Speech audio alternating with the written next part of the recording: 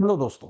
स्वागत है आप सबका आपके अपने चैनल जियो पॉल के इस ऑनलाइन प्लेटफॉर्म पर और मैं हूं आपका मेंटर अभिनव श्रीवास्तव। दोस्तों, आज वक्त हो चला है हमारी अपनी अगली क्लास का और आज हम लोग चर्चा करने वाले हैं भारत में ब्रिटिश साम्राज्य, जिसकी चर्चा पहले भी हुई है कि किस तरह से यूरोपियन कंपनियों का भारत में आगमन हुआ और कैसे उन्होंने भारत में अपने व्यवसाय को स्थापित करके भारत को एक औपनिवेशिक राष्ट्र के रूप में तब्दील करने की अपनी सारी कोशिशें की। और ऐसे में जो भी उनके द्वारा प्रयास किए गए, जो एफर्ट्स किए गए, व्यापार को लेकर के जो भी नीतियां उनके द्वारा अपनाई गई, चाहे बात पुर्तगालियों की हो या फिर डच, स्वीडिश, डेनिश या फिर फ्रांसीसियों की और अंग्रेजों की। क्योंकि इन सभी में अंग्रेजों की बात जब होती है, जब ब्रिटिशर्स की बात होती है दोस्तों, तो एक चीज स्पष्ट हो जाती है कि इन सभी यूरोपियन कंपनियों की तुलना में 18वीं सदी तक जिनकी स्थिति सबसे ज्यादा बेहतर रही भारत में, वो आपके ब्रिटिशर्स थे, यानी कि इंग्लैंड के लोग थे। और यहां एक बड़ा सवाल आयोग आपकी ओर से बार बार पूछता है कि क्या कारण रहे, ऐसी कौन सी परिस्थितियां रहीं जिसकी वजह से अन्य दूसरी यूरोपियन कंपनियों की तुलना में अंग्रेजों को ज्यादा कामयाबी मिली। 18वीं सदी तक भारत में उन्होंने अपने आप को एक सर्वश्रेष्ठ और सबसे मजबूत व्यापारिक शक्ति या फिर भारत को एक उपनिवेशिक व्यवस्था के रूप में स्थापित करने में कामयाबी हासिल कर ली, जिसके अगर कारणों की तलाश की जाए तो बहुत सारे कारण इसके निकल कर आते हैं। लेकिन जो सबसे महत्वपूर्ण कारण निकल कर आता है दोस्तों, वो ये है कि उनके लिए जो परिस्थितियां उन्हें चाहिए थी, जो अनुकूलित होनी चाहिए थी, फेवरेबल कंडीशंस होनी चाहिए थी, वो सारी अनुकूल परिस्थितियां उन्हें भारत में मिली, खासकर की राजनीतिक रूप से। अगर बात की जाए उस समय भारत की स्थानीय शासन व्यवस्था के बारे में, तो दोस्तों यहां पर शासन था मुगलों का। लेकिन अंग्रेजों के आगमन के साथ साथ जैसे जैसे अंग्रेजों का विस्तार होता गया, जैसे जैसे ब्रिटिश ईस्ट इंडिया कंपनी ने भारत में अपनी शक्ति को और बढ़ाया, धीरे धीरे हम ये पाते हैं कि दूसरी जो शक्तियां थीं, खासकर जो भारत के राजवंश थे या चाहे मुगलों की ही बात क्यों न की जाए, इनका लगातार कमजोर होना भी इसकी एक बहुत बड़ी वजह रहा है।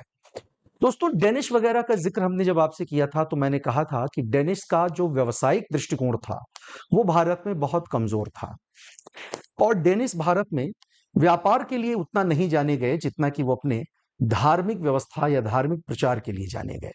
और यही कारण है कि जब उन्होंने भारत में अपना सारा व्यवसाय अंग्रेजों को बेच दिया और यहां से जाने का फैसला लिया, तो उससे भारत में ज्यादा कुछ नहीं बदला, लेकिन अंग्रेजों को एक बना बनाया इंफ्रास्ट्रक्चर बहुत ही कम कीमत पर और बहुत ही फायदे में उन्हें मिला, जिसका इस्तेमाल उन्होंने अपने साम्राज्य, अपने उस व्यापारिक व्यवस्था को और ज्यादा एक्सटेंड करने में किया। तो जैसा मैंने बताया कि अब आगे हमें क्या देखने की जरूरत है, तो हमें यह समझना होगा कि वो कौन कौन सी परिस्थितियां थीं जिनकी वजह से भारत में अंग्रेजों को कामयाबी मिली। और उन सारी परिस्थितियों में जो एक सबसे बड़ा कारण हमें नजर आता है, उसकी अगर बात की जाए बेटा, तो वो कारण है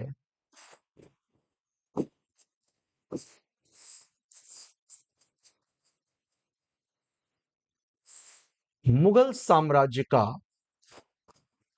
पतन, जिसे हम लोग डिक्लाइनिंग ऑफ मुगल एम्पायर के नाम से भी बुलाएंगे।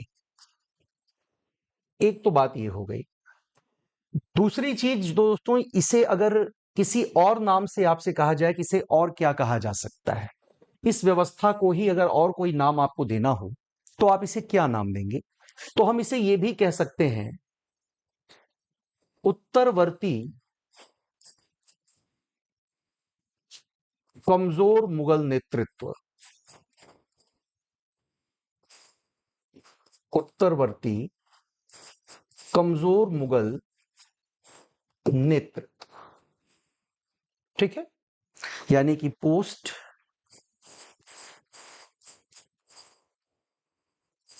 वीक मुगल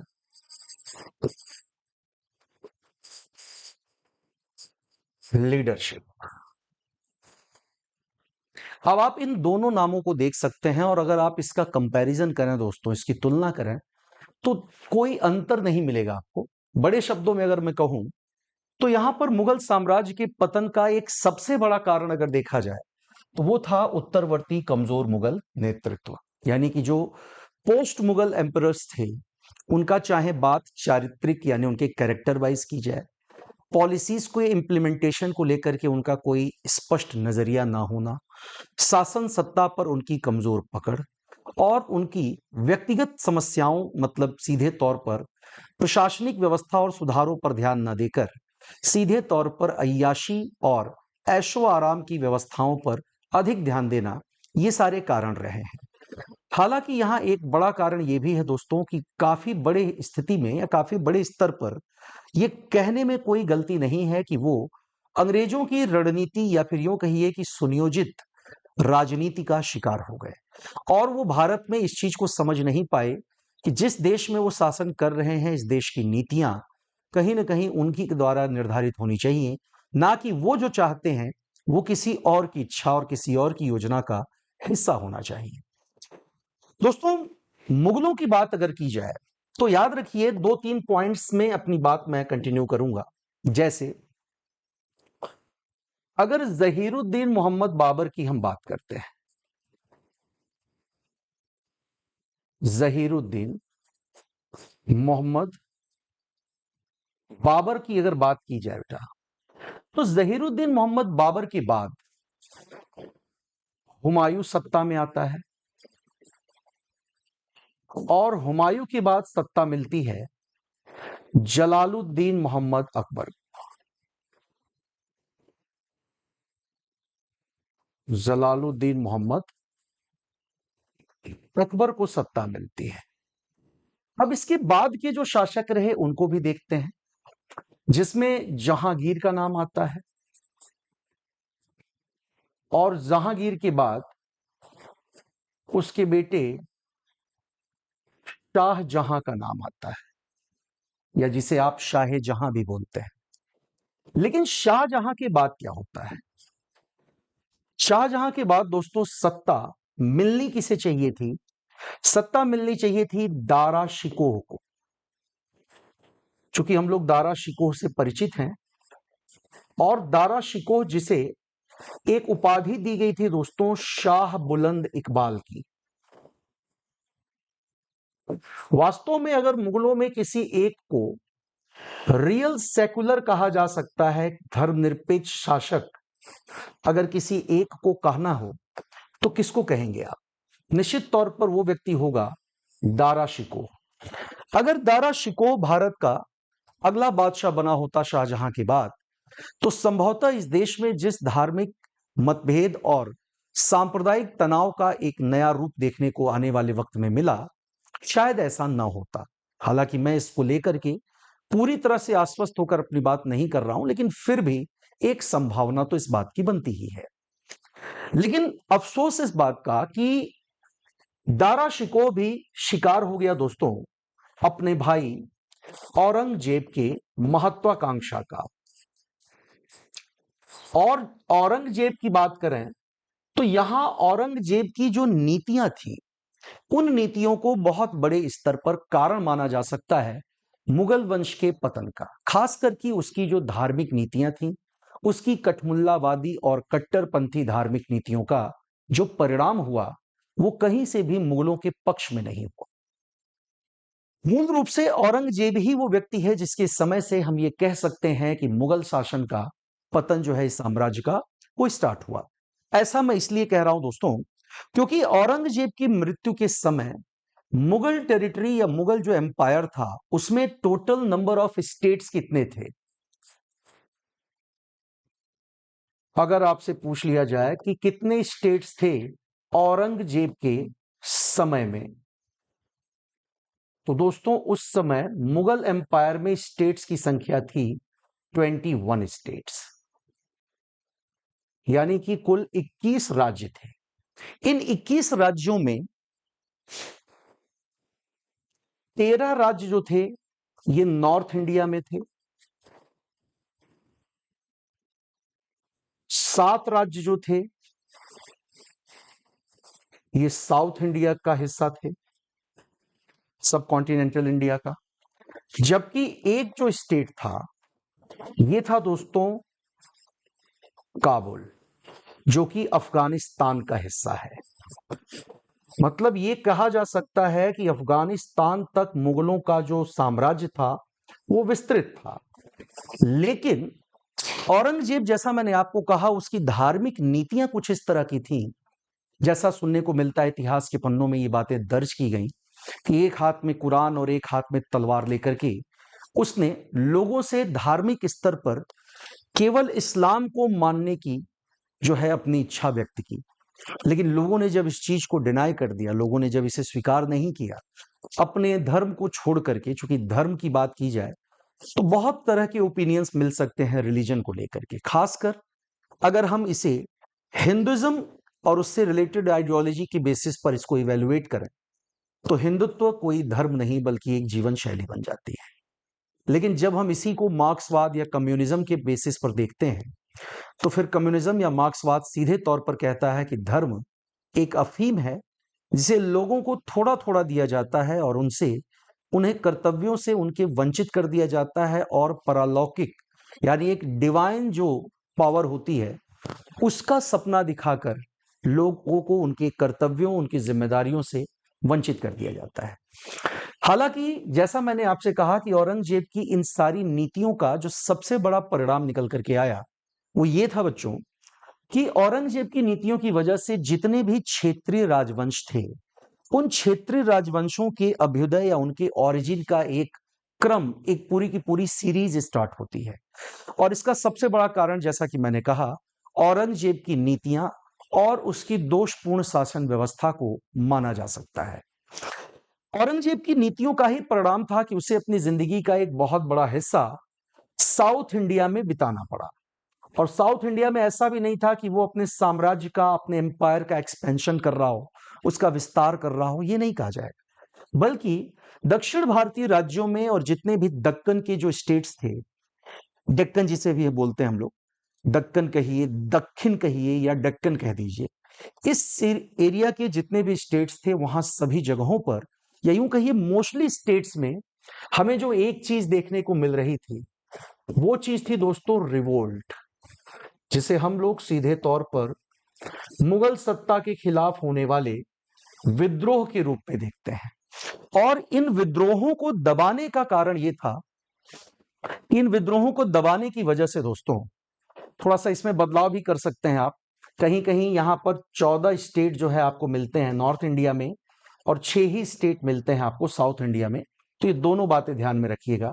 ज्यादा जो ऑथेंटिक माना जाता है वो इसी को माना जाता है, 14 और 6 का रेशियो। ठीक है। तो जैसा मैंने कहा कि उसे अपनी जिंदगी का एक बहुत बड़ा हिस्सा, करीब करीब आप कह सकते हैं कि 4 डिकेड, 4 दशक उसे बिताने पड़े दक्षिण भारत में, और उसमें भी उसने कभी भी चैन की सांस नहीं ली। और परिणाम इसका यह हुआ दोस्तों कि मार्च 1707 में, यानी 3 मार्च 1707 को, इस लंबे समय तक चलने वाले संघर्ष और विद्रोहों को दबाने के लिए की जाने वाली कोशिशों में औरंगजेब अपनी जान गंवा देता है। हालांकि इसकी मृत्यु किसी युद्ध में लड़ते समय नहीं हुई, लेकिन फिर भी एक लंबी जिंदगी जीने के बाद लगातार संघर्षों में व्यस्त रहना उसकी शारीरिक कमजोरी और दुर्बलताओं का एक बहुत बड़ा कारण बना। और 3 मार्च 1707 को औरंगजेब की मृत्यु होने के बाद इस बात को लेकर के बहस छिड़ गई कि अब आगे का मुगल एम्पायर कौन रूल करेगा, कौन आगे के मुगल साम्राज्य का नियंत्रण संभालेगा। और यहां दूसरी जो बात हमें समझ में आती है वो ये है बच्चों,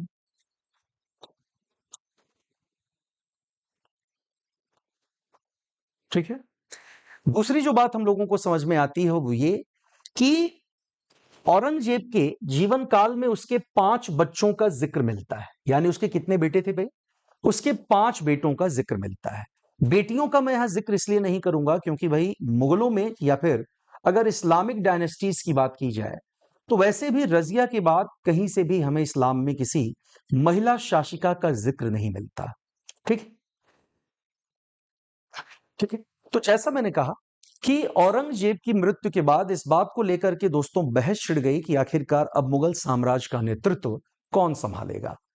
यहां यह ध्यान रखना है कि औरंगजेब के कुल 5 बेटे थे, और जैसा मैंने कहा कि उसकी बेटियों का जिक्र हमें यहां पर नहीं करना है, क्योंकि मुगलों में बेटियों को सत्ता सौंपने या उन्हें अपना उत्तराधिकारी घोषित करने जैसी कहीं किसी व्यवस्था का वर्णन नहीं मिलता है। तो इन 5 बेटों में दोस्तों नाम अगर लिया जाए, कौन कौन से 5 बेटे थे, तो सबसे पहली जो संतान थी उसकी, उस पे नाम उसका था अकबर। दूसरे का नाम सुल्तान। नंबर 3 पर मुअज्जम। चौथा आजम। और 5वां नंबर था दोस्तों काम बख्श का। यानी ये 5 बेटे औरंगजेब के थे। इनमें से 2 बेटों का हम जिक्र करते हैं जिनमें अकबर और सुल्तान का नाम मिलता है। इन दोनों की जो डेथ है बच्चों, वो औरंगजेब के जीवन काल में ही हो गई। यानी इनकी मृत्यु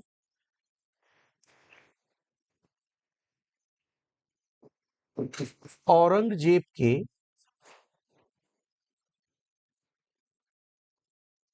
इनकी मृत्यु औरंगजेब के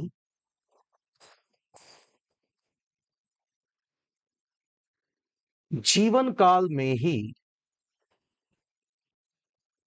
हो गई।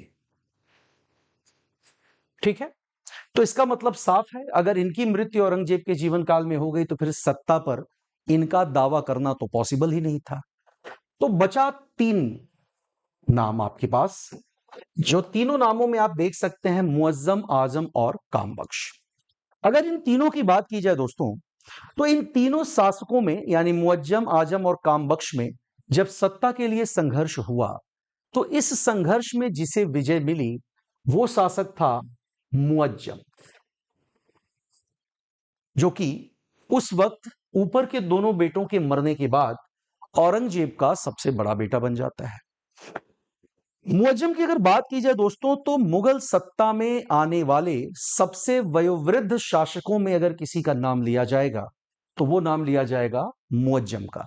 क्योंकि मुअज्जम जो है, करीब माना जाता है कि 63 वर्ष की उम्र में सत्ता पर काबिज हुआ। और जब इसने सत्ता संभाली तो इसने अपना नाम चेंज कर दिया और अपनी जो नया नाम या उपाधि धारण की, उसमें 2 नाम आपको मिलते हैं। पहला नाम मिलता है दोस्तों शाह आलम फर्स्ट का, या फिर इसी का दूसरा नाम मिलता है बहादुर शाह प्रथम। ये 2 नाम आपको मिलते हैं। तो करीब 63 वर्ष की उम्र में मुअज्जम जो है, शाह आलम फर्स्ट या बहादुर शाह प्रथम के नाम से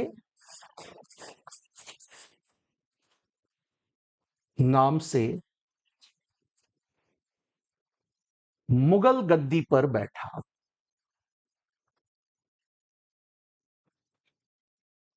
ठीक है, मुगल गद्दी पर बैठा। यहां तक बातें क्लियर है। दूसरी चीज पर आते हैं। तो यहां एक चीज और समझ लेना बहुत जरूरी है कि इसके लिए एक बड़ा अच्छा नाम आप लोगों को मिलता है दोस्तों। आपको याद होगा, एक बहुत ही प्रसिद्ध इतिहासकार हैं, ब्रिटिश इतिहासकार, जिनका नाम सिडनी ओवन है। क्या नाम है बच्चों? प्रसिद्ध ब्रिटिश इतिहासकार जिनका नाम है सिडनी ओवन। ब्रिटिश हिस्टोरियन है वो,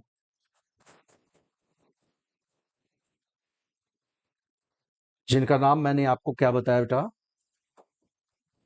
नाम था उनका सिडनी ओवन।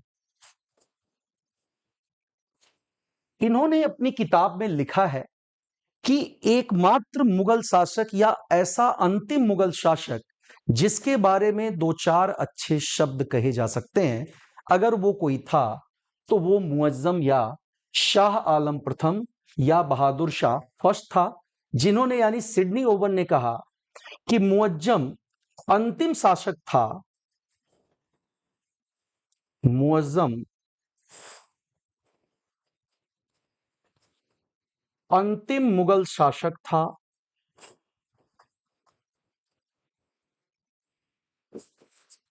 जिसके बारे में जिसके बारे में कुछ अच्छा कहा जा सकता है।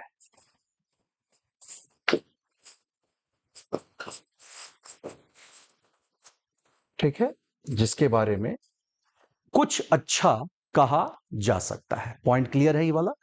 दूसरी चीज, कुछ अच्छा कहने का मतलब सीधे तौर पर इसकी नीतियों की वजह से ही सिडनी ओवन ऐसा कहते हैं। खासकर इसकी नीतियों की जो सबसे महत्वपूर्ण बात थी उस पर तो हम लोग आगे बात करेंगे। एक चीज और देखते हैं, थोड़ा बड़ा विरोधाभासी, बड़ा ही डिस्प्यूटेड कैरेक्टर हमें यहां पर शाह आलम फर्स्ट का नजर आता है, क्योंकि उसका जो दरबारी इतिहासकार है, मतलब जो एक मुगल इतिहासकार का नाम मिलता है,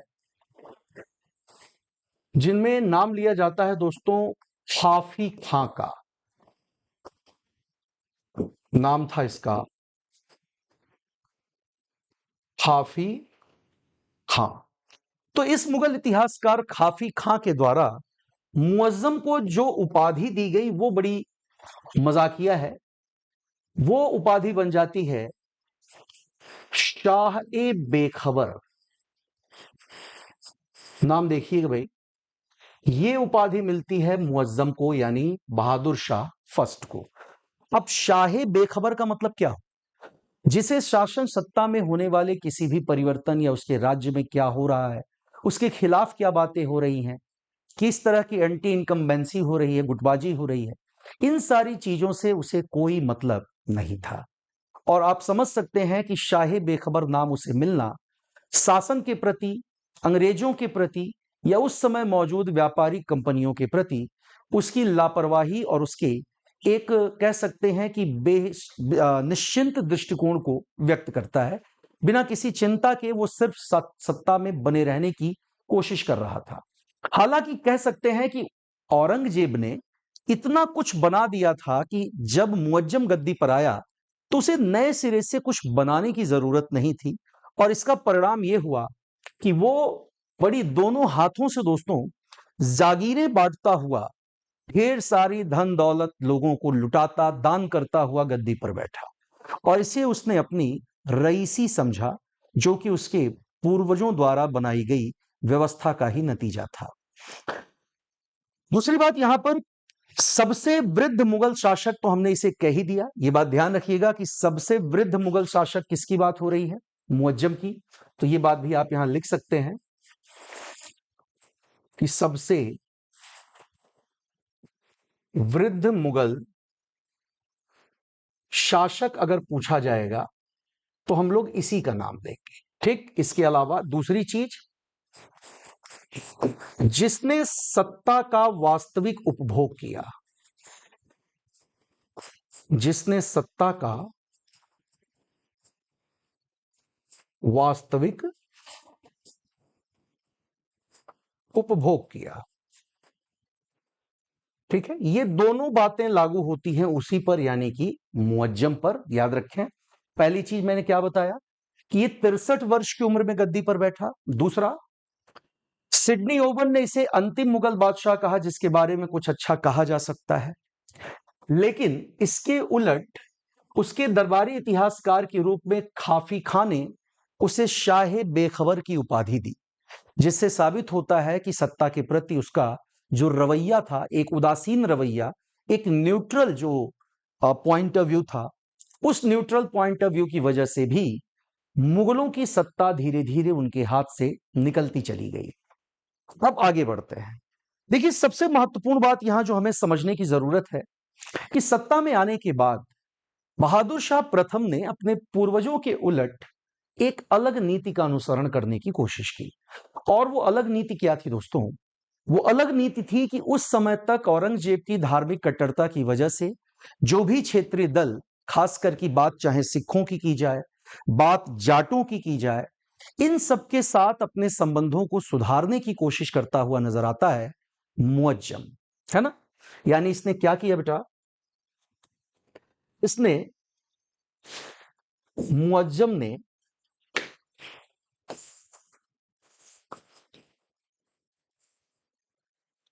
मुअज्जम ने अपने पूर्ववर्ती शासकों के विपरीत पूर्ववर्ती शासकों के विपरीत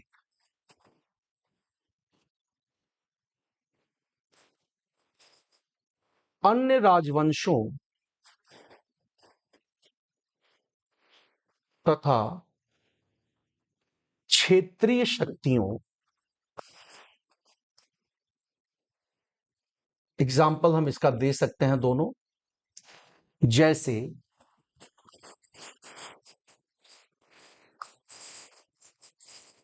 सिखों तथा जाटों के साथ अपने संबंधों को सुधारने का प्रयास किया। अपने संबंधों को सुधारने का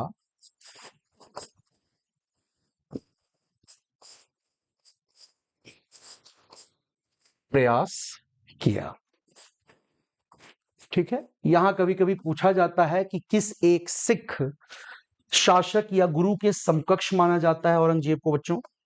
तो याद रखिएगा, सॉरी औरंगजेब कह रहा है, मुअज्जम की बात हम करेंगे। तो मुअज्जम जो था वो किसके समकालीन था बेटा? याद रखेंगे कि मुअज्जम जो था वो सिखों के 10वें गुरु का नाम आप सब जानते हैं।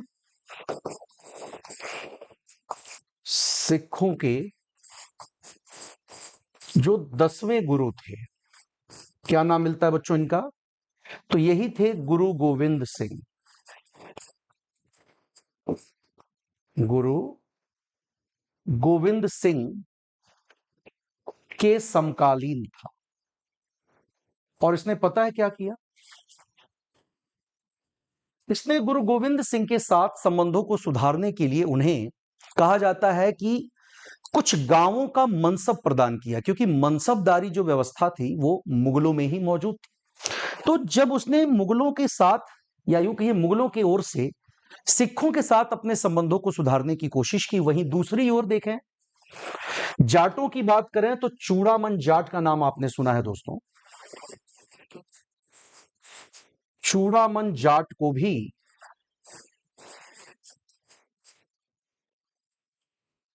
उसने 500 गांवों का मनसब प्रदान किया।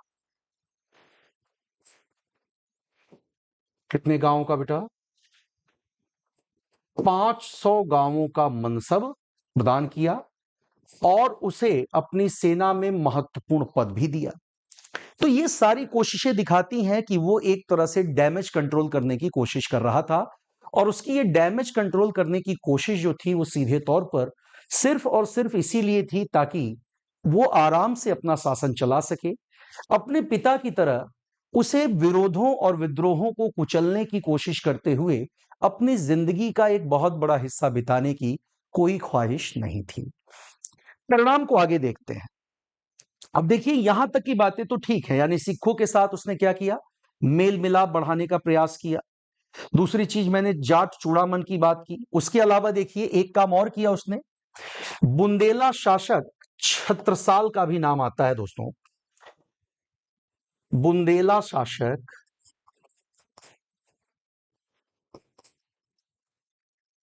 छत्रसाल के साथ भी, छत्रसाल के साथ भी उसने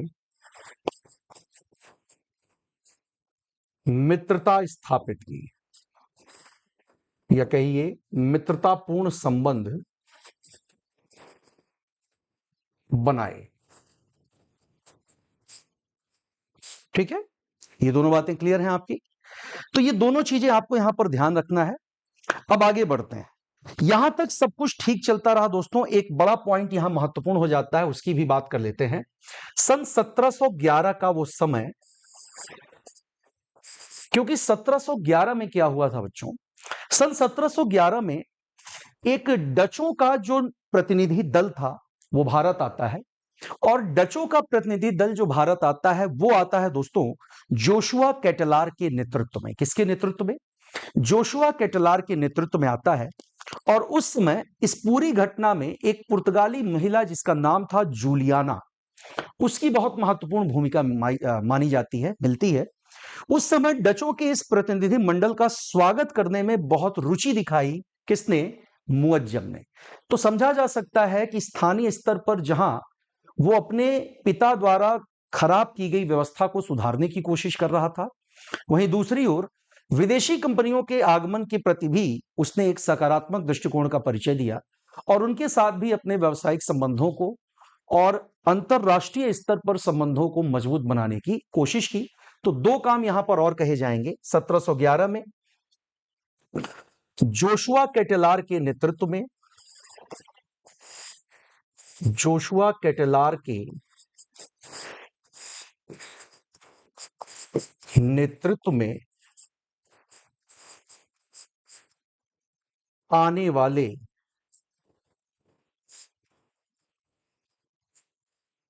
प्रतिनिधि दल का उसने स्वागत किया।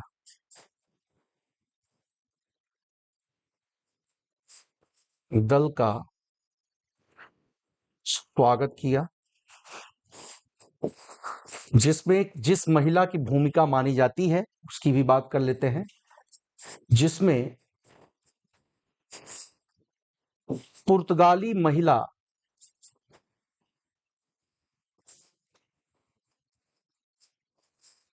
जूलियाना की भूमिका सबसे महत्वपूर्ण थी। जूलियाना की जो भूमिका थी वो मुख्य थी। ठीक है, तो ये सारी बातें, सारे घटनाक्रम यहां पर पॉइंट दर पॉइंट हम लोग देख रहे हैं, एक एक पॉइंट हम लोग क्लियर कर रहे हैं और समझते हुए आगे बढ़े कि हर एक घटना का अपने समसामयिक दूसरी घटनाओं पर क्या प्रभाव पड़ा, ये देखना आपके लिए बहुत जरूरी है। क्योंकि जैसा मैंने कहा था कि हिस्ट्री को जब हम एक ब्रॉड पिक्चर में देखते हैं तभी घटनाओं का पारस्परिक क्या इंपैक्ट रहा, इसे समझना हमारे लिए आसान हो जाता है। अदरवाइज दोस्तों समस्याएं इसी तरह से गंभीर बनी रह जाएंगी और एग्जाम में पूछे जाने वाले क्वेश्चंस के सही नेचर को आप डिटेक्ट नहीं कर पाएंगे और राइट आंसर देना आपके लिए मुश्किल हो जाएगा। ठीक है, तो यहां तक की सारी बातें क्लियर है। चलिए आगे बढ़ते हैं। देखो यहां तक तो सब ठीक है, सब कुछ चलता रहा, जूलियाना की भूमिका भी हम लोगों ने देख ली क्या थी। लेकिन अब इसके जस्ट बाद क्या होता है दोस्तों, कुछ ही समय बाद सारे प्रयास तब धरे के धरे रह जाते हैं जब मुअज्जम की डेथ होती है। और मुअज्जम की डेथ के बाद जो चीजें, जो प्रयास बेहतर बनते हुए नजर आ रहे थे, वो सारे प्रयास एक बार फिर से बेकार हो जाते हैं, फिर से सारे प्रयास, सारे एफर्ट्स खत्म हो जाते हैं। क्योंकि उसकी डेथ के बाद देखिए दो चीजें होती हैं। पहला, जब मुअज्जम की डेथ होती है, मुअज्जम की जब मृत्यु होती है तो इसके कई रिजल्ट्स निकल कर आते हैं और इन कई रिजल्ट्स में सबसे पहला जो रिजल्ट था वो क्या था बेटा? नंबर एक, सिखों के साथ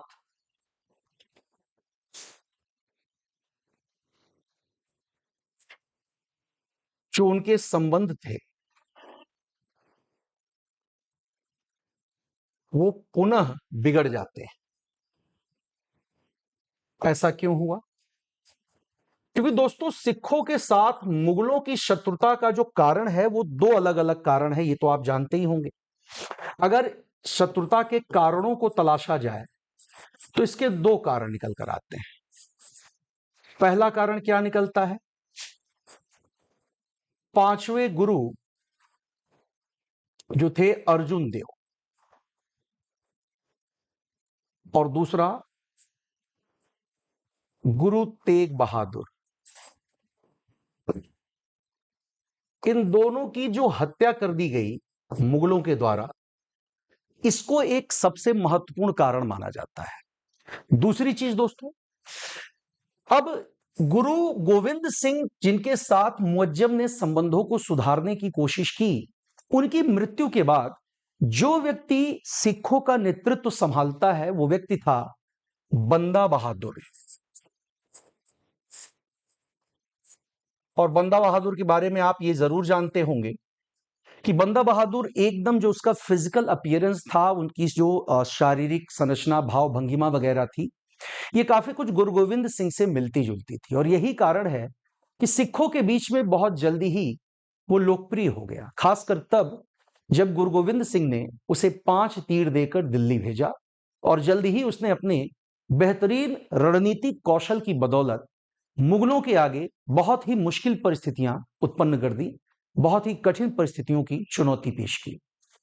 तो जब बंदा बहादुर सत्ता में आता है तो शांति के सारे प्रयास क्या हो जाते हैं? व्यर्थ हो जाते हैं।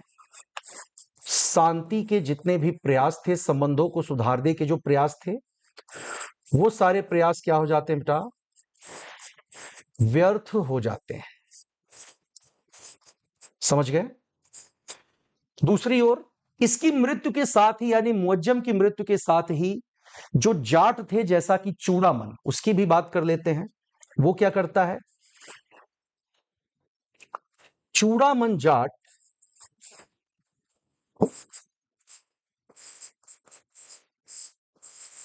मुगल सेना से अलग हो जाता है।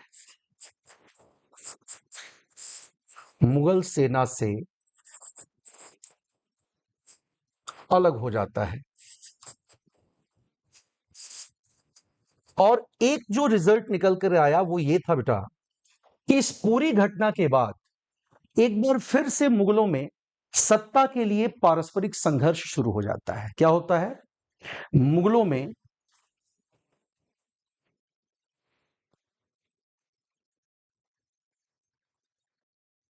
सत्ता के लिए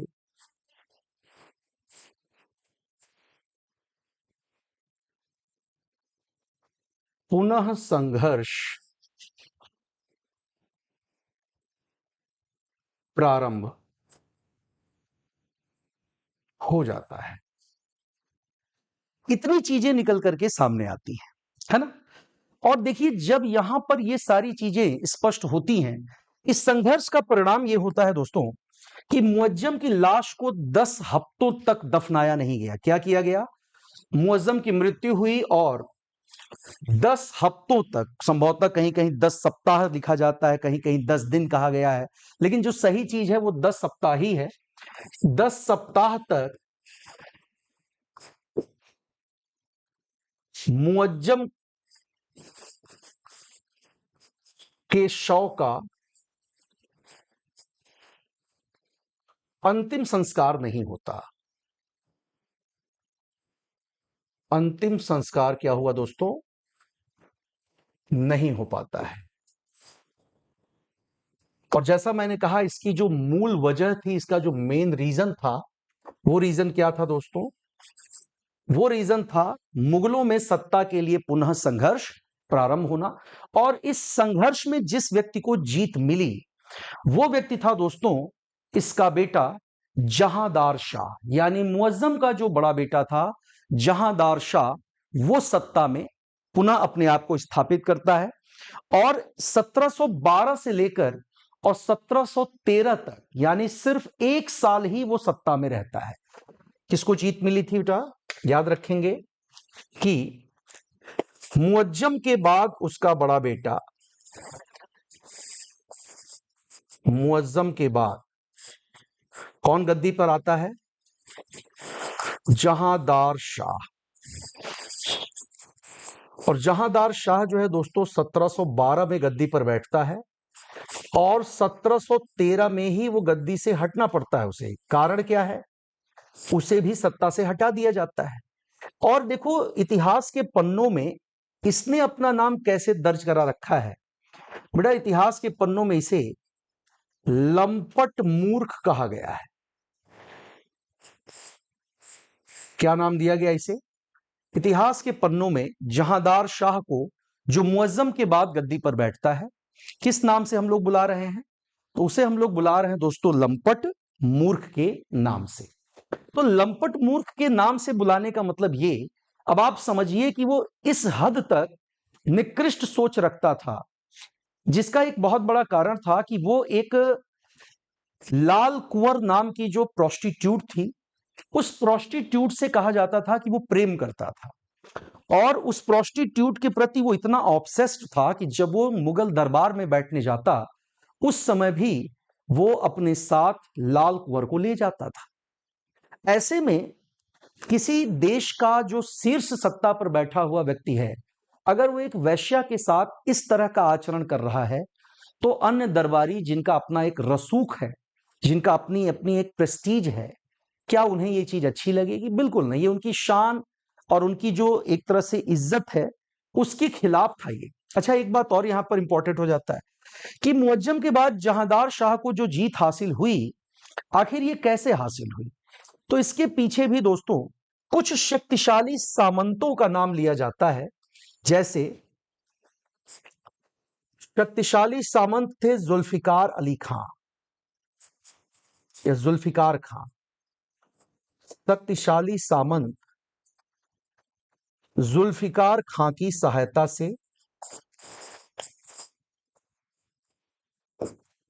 खां की सहायता से बच्चों उसने अपनी सत्ता हासिल कर ली थी। किसकी सहायता से? तो शक्तिशाली सामंत जुल्फिकार खां की सहायता से उसने अपनी सत्ता हासिल की थी। उसने ऐसा नहीं था कि केवल अपने योग्यता के बल पर यह सिंहासन प्राप्त किया हो, यह नहीं कहा जाएगा। और जब इसने जुल्फिकार खां की मदद से, जुल्फिकार खां की सहायता से जब इसने सत्ता हासिल की, तो बाद में इसने क्या किया दोस्तों? जुल्फिकार खां को अपनी सत्ता में वजीर की पदवी दे दी। क्या बना दिया उसे? उसे वजीर बना दिया दोस्तों, जुल्फिकार खां को। और इसके जो पिता थे उनका नाम था असद खां। जुल्फिकार खां के पिता का क्या नाम था बच्चा? जुल्फिकार खां के पिता का नाम था असद खां। तो असद खां क्या थे? जुल्फिकार खां के, सॉरी, इसके जुल्फिकार खां के पिता थे। असद खां को उसने वकील की उपाधि दे दी। किसकी उपाधि दे दी दोस्तों? जो न्यायिक मामले देख रहा था, वकील की उपाधि दे दी। मतलब सीधे तौर पर जिन लोगों की मदद से उसने सत्ता हासिल की, उनको तो उसने इनाम दिया, लेकिन वो ये साबित नहीं कर पाया कि वास्तव में मैं गद्दी का असली हकदार हूं और मैं योग्य हूं और मैं अपनी योग्यता से मुगल बादशाह के दायित्व को अच्छी तरह से निभाऊंगा। वो ये साबित करने में नाकाम रहा। रिजल्ट आप सब जानते हैं।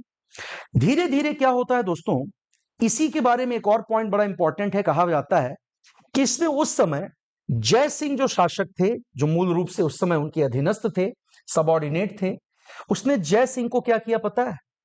जय सिंह को इसी ने, यानी जहांदार शाह ने बच्चों, जय सिंह को मिर्जा राजा की उपाधि दे दी। जय सिंह को मिर्जा राजा की उपाधि देने का काम भी इसी ने किया था। ठीक है, तो ये सारी घटनाएं जो है ये समकालीन है, और ये सारी घटनाएं अंजाम दी गई हैं दोस्तों किसके द्वारा? जहांदार शाह के द्वारा, जो कि गद्दी पर बैठता है किसके बाद? मुअज्जम के बाद। लेकिन ऐसा नहीं था कि यहीं पर सब कुछ ठीक हो गया दोस्तों। जैसा मैंने बताया, एक अच्छा काम भी इसके जिम्मे आता है। इसने क्या किया? जहांदार शाह ने दोस्तों जजिया कर को क्या किया? समाप्त कर दिया। इसने जजिया कर को, जो एक तरह का रिलीजियस टैक्स था, धार्मिक कर था, तो जजिया कर को समाप्त करके धार्मिक सहिष्णुता का परिचय दिया। किस चीज का परिचय दिया बेटा? रिलीजियस टॉलरेंसी का परिचय भी इसने दिया। तो ये सारी कोशिशें ठीक हैं। एक पॉइंट जो मैंने आपको बताया, लाल कुंवर की बात जल्दी से कर लेते हैं बेटा, ध्यान रखिएगा। तो लाल कुंवर नामक वैश्या से प्रेम, प्रोस्टिट्यूट से उसके रिलेशंस थे, और इसी को एक तरह से उसके अगेंस्ट माना जाता है कि ये चीज जो थी, ये पूरी की पूरी बात उसके खिलाफ गई, जिसे लेकर के अन्य लोगों में, दरबारियों के साथ प्रजा में भी तरह तरह की बातें होने लगी। और ऐसे में ये कह दिया जाने लगा, उसके कुछ जो विरोधी थे, जो गुटबाजी करते थे, उन सब ने ये प्रचारित करना शुरू कर दिया कि कहीं से भी अब ये गद्दी पर बैठने के लायक नहीं है, और ये सालों से, सदियों से चली आ रही इस मुगल परंपरा का अपमान कर रहा है, उसे इंसल्ट कर रहा है, इसलिए इसे गद्दी पर नहीं होना चाहिए। और आखिरकार उसके खिलाफ भी वैसे ही साजिशें शुरू हो गई जैसे कि मुगलों में होती रही हैं, जिसका गवाह रहा है इतिहास। और इन्हीं साजिशों में सबसे ऊपर हमें नाम देखने को मिलता है उसके भतीजे का, और उसका भतीजा था दोस्तों जिसका नाम था फर्रुखसियर। फर्रुखसियर सीधे तौर पर ध्यान रखें कि उस मुगल परंपरा, उस ब्लड लाइन का हिस्सा नहीं है, बल्कि वो क्या था, भतीजा। और अंत में ये बात जोड़ी जा सकती है कि जहांदार शाह के भतीजे, जहांदार शाह के भतीजे फर्रुखसियर ने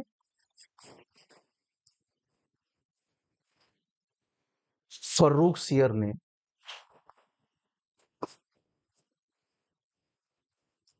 मुगल गद्दी पर अपना दावा पेश किया। क्या किया बेटा? जहांदार शाह के भतीजे, नाम तो क्या था उसका, फर्रुखसियर ने मुगल गद्दी पर अपना दावा पेश किया। लेकिन ऐसा नहीं था कि उसके इस दावे को तुरंत मान्यता मिल गई, ऐसा नहीं कहा जाएगा, बल्कि उसने भी उसी तरह की साजिशें रची जैसा कि उसके पहले होती रही हैं। और उसकी इस साजिश में दोस्तों, उसकी मदद करने में सबसे आगे नाम आता है पेशवाओं का। और उन पेशवाओं में हम नाम सुनते हैं बालाजी विश्वनाथ का।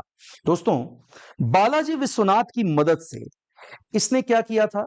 बालाजी विश्वनाथ की मदद से दोस्तों, उस समय इसने मुगल गद्दी पर कब्जा कर लिया। हालांकि इस काम में सिर्फ बालाजी विश्वनाथ ने उसकी मदद नहीं की, उसकी मदद करने में सैयद बंधुओं का भी नाम आता है।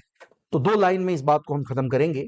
पहली चीज कि सैयद बंधुओं, क्योंकि ये वही सैयद बंधु थे जो आगे चल करके किंग मेकर की भूमिका में आ गए दोस्तों। किंग मेकर, सैयद बंधु तथा पेशवा बालाजी विश्वनाथ, बालाजी विश्वनाथ की सहायता से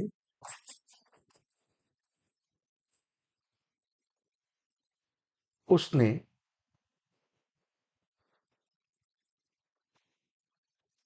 मुगल सत्ता पर नियंत्रण स्थापित कर लिया। नियंत्रण स्थापित कर लिया। ठीक है, चलिए दोस्तों, इस समय हम लोग चर्चाएं कर रहे हैं भारत में मुगल साम्राज्य के पतन और उसी के समानांतर किस तरह से ब्रिटिश सत्ता ने हिंदुस्तान में मौजूद उस वक्त के राजनीतिक शून्य का इस्तेमाल अपनी सत्ता के विस्तार और अपने आर्थिक हितों को पूरा करने के लिए। साथ ही साथ हम ये भी समझने की कोशिश कर रहे हैं दोस्तों कि वो कौन कौन से कारण थे जिसकी वजह से एक वक्त में, अगर औरंगजेब की बात की जाए तो सन 1707 ईस्वी में 3 मार्च 1707 को जब उसकी डेथ हुई, जब उसकी मृत्यु हुई दोस्तों, उस वक्त मुगल साम्राज्य की जो सीमाएं थीं वो अपने इतिहास में सर्वाधिक विस्तृत थी। यानी कुल 21 प्रांतों में जिस सत्ता का विस्तार था, जहां पर 14 प्रांत उत्तर भारत में, 6 प्रांत दक्षिण भारत में और 1 प्रांत काबुल हुआ करता, और वैश्विक व्यापार का लगभग 30% ये भारत के अधीन था।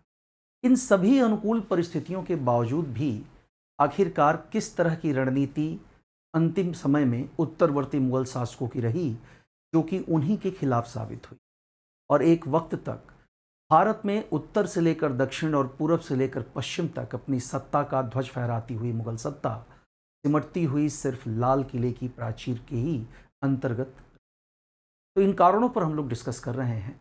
और पिछली क्लास में दोस्तों हमने उत्तरवर्ती मुगल शासकों में जिनके बारे में चर्चा कर ली है, आपको पता है कि वो सारे शासक स्पेशली नंबर 1 पर मुअज्जम था, नंबर 2 पर आपका जहांदार शाह था, नंबर 3 पर था फर्रुख सियर। और इतिहास में इन सभी शासकों के लिए कोई ना कोई ऐसा नाम सुनने को मिलता है जो हास्यास्पद लगता है। चाहे बात काफ़ी खां द्वारा मुअज्जम उर्फ बहादुर शाह फर्स्ट के लिए इस्तेमाल किए गए चाहे बेखबर की बात हो, जहांदार शाह के लिए प्रयुक्त होने वाला लंपट मूर्ख हो, या फिर फर्रुख सियर के लिए इस्तेमाल घृणित कायर शासक हो। इन नामों से हम ये समझ सकते हैं कि आखिरकार इनका जो नज़रिया था, इनके कामकाज का जो तरीका था, क्या वो इतना गया गुजरा था? क्या सत्ता में बने रहना ही सबसे महत्वपूर्ण उद्देश्य था इन शासकों का? इन घटनाओं पर अपना एक ओपिनियन आपको बनाकर चलना चाहिए। खास करके अगर औरंगजेब की बात की जाए दोस्तों, तो यूपीएससी कई बार इस तरह के सवाल उठाता रहा है जहां पर वो डिस्कस करता है कि औरंगजेब एक बदनाम शासक था। टिप्पणी कीजिए, तो औरंगजेब बदनाम था या फिर उसकी नीतियां बदनाम थी? ये समझना होगा कि एक हाथ में कुरान और एक हाथ में तलवार लेकर जिस प्रकार से धार्मिक असहिष्णुता की नीति वो अपनाता रहा, ये नीतियां मुगल काल के ही उस मुगल सत्ता और उसकी सीमाओं के ही विरोधी साबित। और आखिरकार औरंगजेब को अपनी ज़िंदगी के लगभग 4 दशक यानी कि 40 सालों तक का समय ये पूरा का पूरा व्यतीत करना पड़ा दोस्तों, दक्षिण में होने वाले विद्रोहों का उन्मूलन करने। ये सारी बातें हम लोग पिछली क्लासेस में डिस्कस कर चुके हैं और आज हम लोग अपनी बातचीत को थोड़ा आगे बढ़ाएंगे और समझने की कोशिश करेंगे कि आखिरकार अन्य दूसरे कारकों का अगर नाम लिया जाए तो वो क्या क्या हो सकते हैं। और उसके बाद मैं आपको एट ए ग्लेंस एक फ्लो चार्ट के माध्यम से ये भी समझाने का प्रयास करूंगा कि कैसे आप एक सिनॉप्सिस तैयार कर सकते हैं इस टॉपिक पर बढ़िया तरीके से अपना आंसर लिखने के लिए। क्योंकि दोस्तों, मेंस का नज़रिया जो कि जियोपॉल आपके लिए उपलब्ध करा रहा है, ये नज़रिया एक दिन की मेहनत का परिणाम नहीं हो, बल्कि ये नतीजा होगा लंबे समय तक कंटिन्यूअसली और कंसिस्टेंट तरीके से बिना रुके की गई आपकी मेहनत। तो दोस्तों, जैसा मैंने आपको बताया था कि पिछली क्लास में हम लोग चर्चा कर रहे थे तत्कालीन मुगल शासक मुअज्जम के बाद, माफ करें, मुअज्जम का ना लिखकर नाम, यहां पर हम नाम लेंगे फर्रुख सियर का।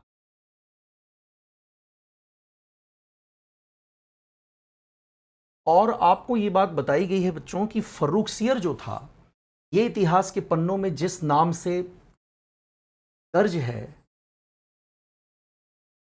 वो नाम है दोस्तों घृणित कायर। ये नाम इस्तेमाल करने का सबसे बड़ा कारण ये है बच्चों कि फर्रुख सियर जो था, पहली बात, ये जिस मुगल ब्लड लाइन की बात हम लोग कर रहे हैं उस मेन ब्लड लाइन का हिस्सा नहीं था। यानी कि ये जहांदार शाह का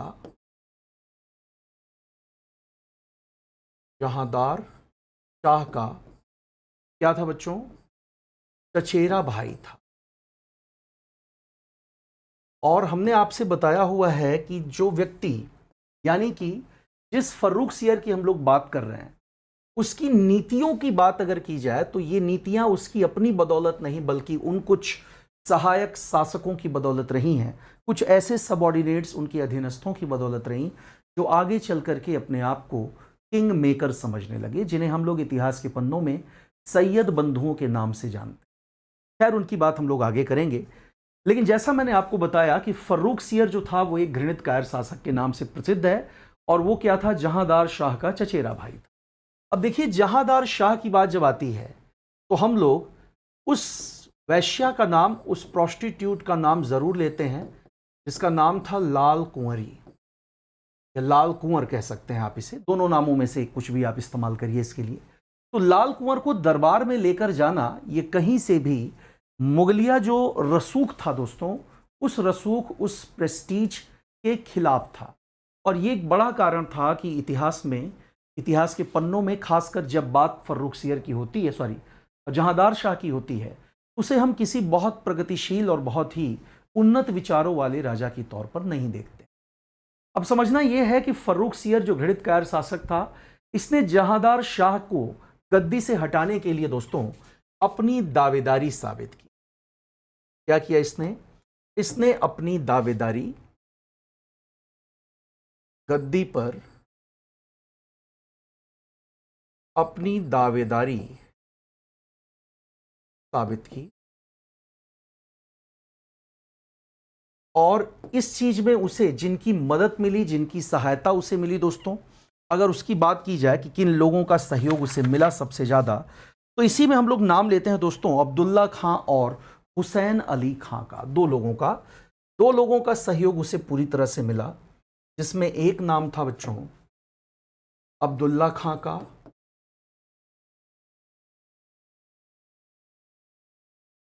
और दूसरा हुसैन अली खां।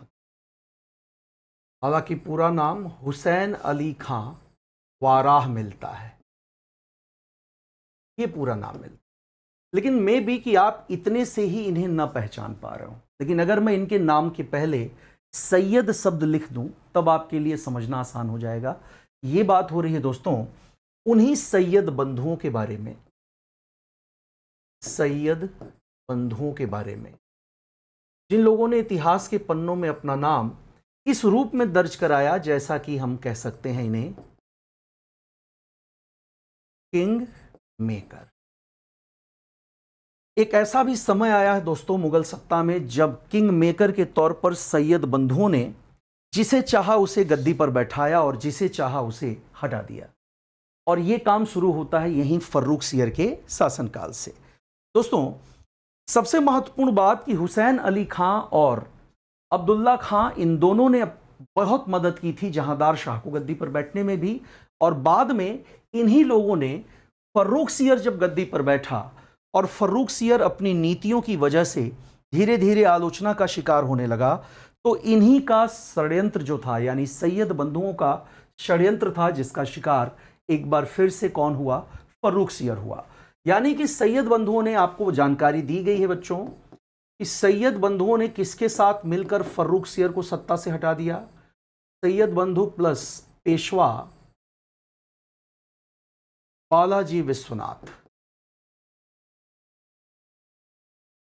पेशवा बालाजी विश्वनाथ का नाम यहां पर हम लोग लेते हैं। तो सैयद बंधुओं में पेशवा बालाजी विश्वनाथ, इन दोनों के सहयोग से सत्ता से किसे हटा दिया गया? सत्ता से हटाया गया बच्चों फर्रुख सियर। सत्ता से किसे हटा दिया गया? फर्रुख सियर को हटा दिया गया।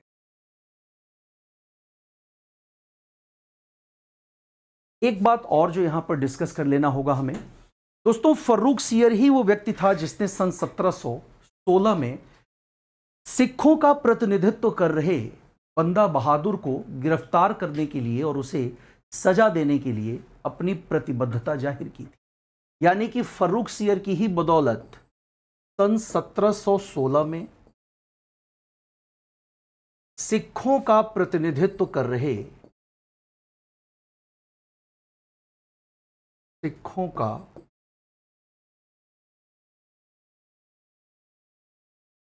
प्रतिनिधित्व कर रहे बंदा बहादुर को गिरफ्तार करवा दिया गया, गिरफ्तार कर लिया गया।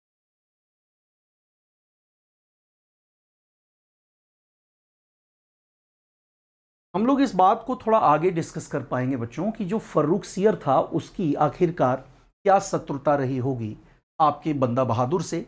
और हमें ये बात भी स्पष्ट हो जानी चाहिए कि जो बंदा बहादुर था बच्चों, ये गुरु गोविंद सिंह से बहुत प्रभावित था। और किस तरह से, चूंकि ये गुरु गोविंद सिंह के तरह ही इसका अपीयरेंस था, इसका पहनावा, इसकी कदकाठी, इसका रंग रूप, और ये कारण था कि सिखों में बहुत जल्दी ही बंदा बहादुर लोकप्रिय हो गया। और जिस तरह से उसने मुगलों के लिए एक तरह से उनका जीवन मुश्किल कर दिया, लगातार उन पर हमले, छापामार रणनीति के तहत जो गुरिल्ला पद्धति होती है उसका इस्तेमाल करके मुगलों को भारी नुकसान पहुंचाया। और आखिरकार इसका परिणाम था कि लोगों में, मुगल सैनिकों में जो भय था बंदा बहादुर का, उस भय को दूर करने के लिए ही उस वक्त फर्रुख सियर जैसे लोगों ने उसे गिरफ्तार करने की कोशिश की और एड़ी चोटी का जोर लगाया उसके लिए। और जब वो इसमें कामयाब हो गए तो बंदा बहादुर को पिंजरे में कैद करके दिल्ली की सड़कों पर घुमाया गया।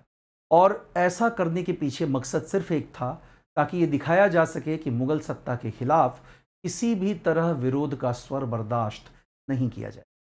और अंततः बंदा बहादुर के शरीर के टुकड़े कर दिए गए दोस्तों, और उसके शरीर के टुकड़ों को दिल्ली के अलग अलग प्रवेश द्वारों पर लटकाया गया, जिससे लोगों में डर पैदा हो सके।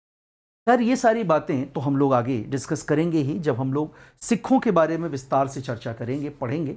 पर अभी हम लोग मुगलों की उत्तरवर्ती शाखा की बात कर रहे हैं। तो याद रखें, 1716 में सिखों का प्रतिनिधित्व कर रहे बंदा बहादुर को गिरफ्तार करने में भी किसका योगदान था? फर्रुख सियर का ही सबसे अहम योगदान माना जाता है। हालांकि दोस्तों, सन 1719 का वर्ष याद रखना है आपको।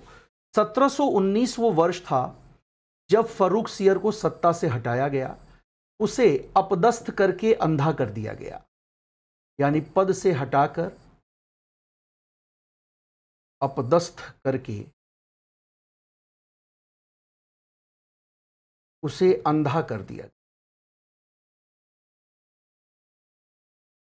अंधा कर दिया और बाद में उसकी हत्या कर दी।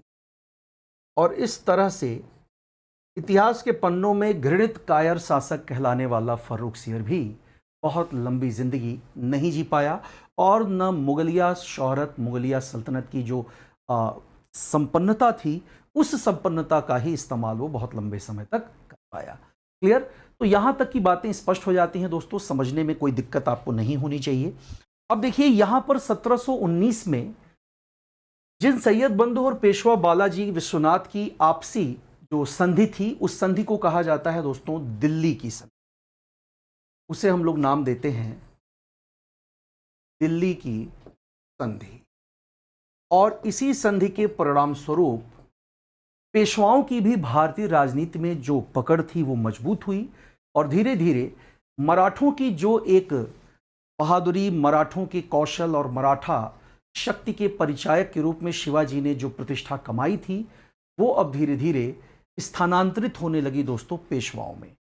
हालांकि उस वक्त शाहू जी जैसे लोग सत्ता में थे, लेकिन आप जानते हैं कि शाहू जी लंबे समय तक एक निर्वासित जीवन जीने की वजह से प्रशासनिक अनुभव की कमी और तत्कालीन राजनीतिक परिस्थितियों को समझने में अक्षमता उनकी, ये एक बड़ा कारण थी कि उन्होंने पेशवा बालाजी विश्वनाथ को फ्री हैंड दिया।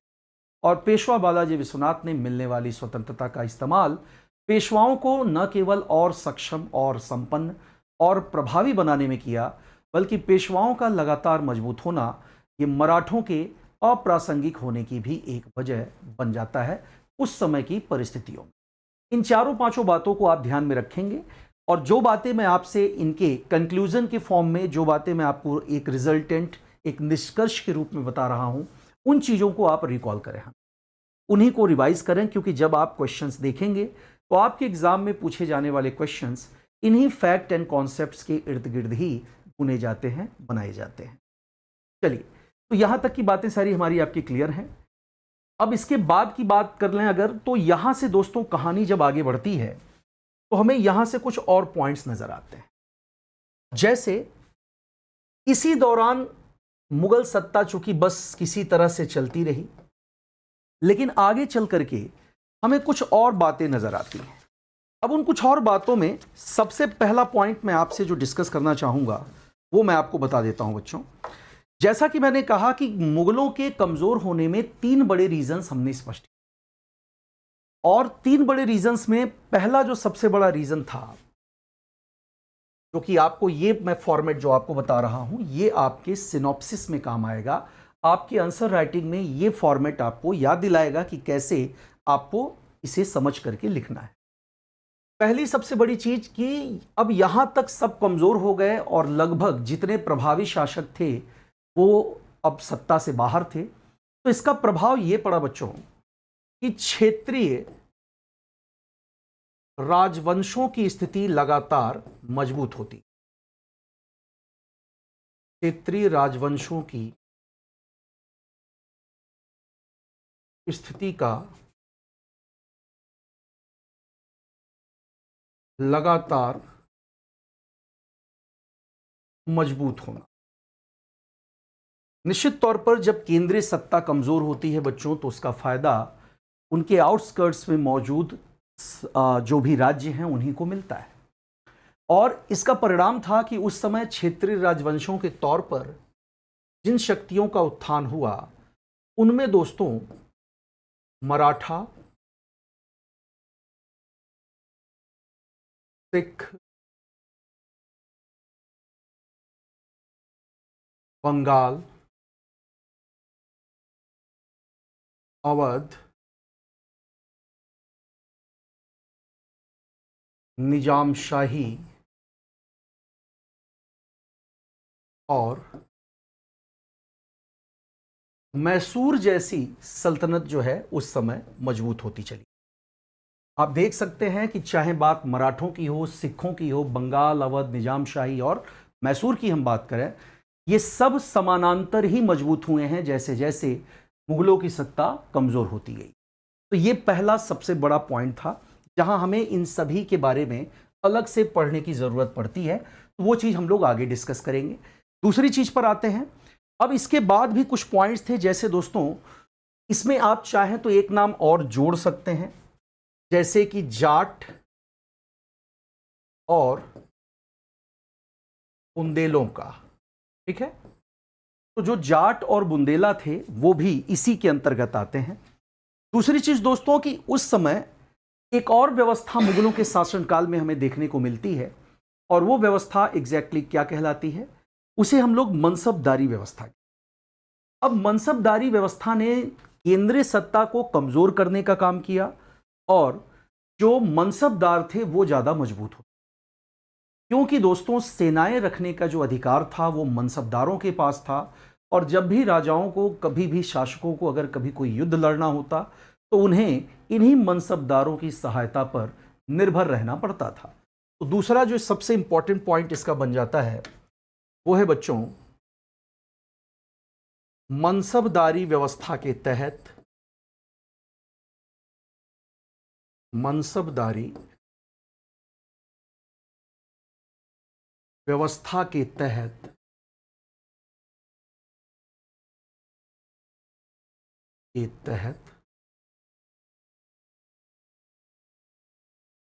केंद्रीय सत्ता का लगातार कमजोर होना, केंद्रीय सत्ता का लगातार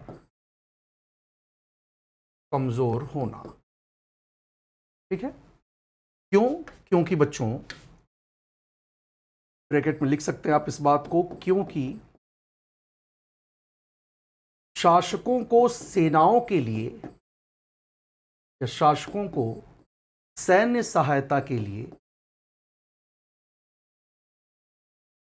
सैन्य सहायता के लिए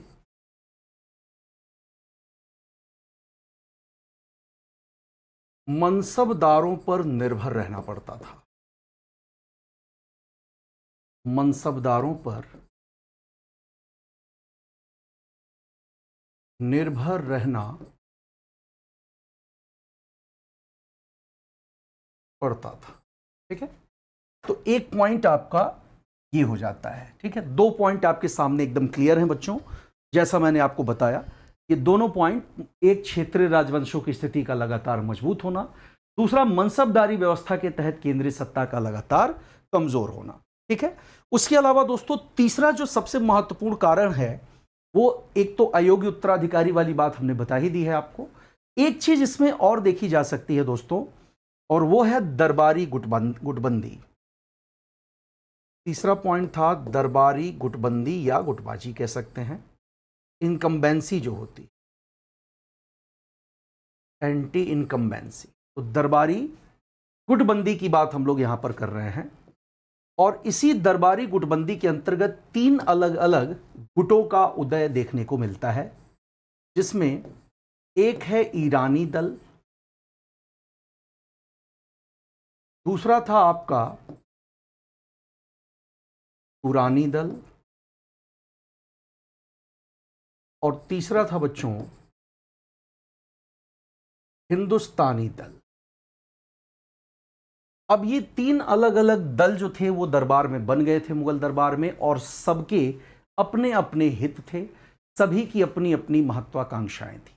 और दोस्तों, किसी भी केंद्रीय सत्ता के लिए ये घातक होता है कि अगर वहां पर केंद्रीय सत्ता के उद्देश्य और उनके जो सबॉर्डिनेट्स हैं, उनके जो अधीनस्थ हैं, उनके हित अगर अलग अलग होंगे, पृथक होंगे, तो फिर सत्ता में लंबे समय तक किसी भी पावर का बने रहना ये मुमकिन नहीं होगा, पॉसिबल नहीं।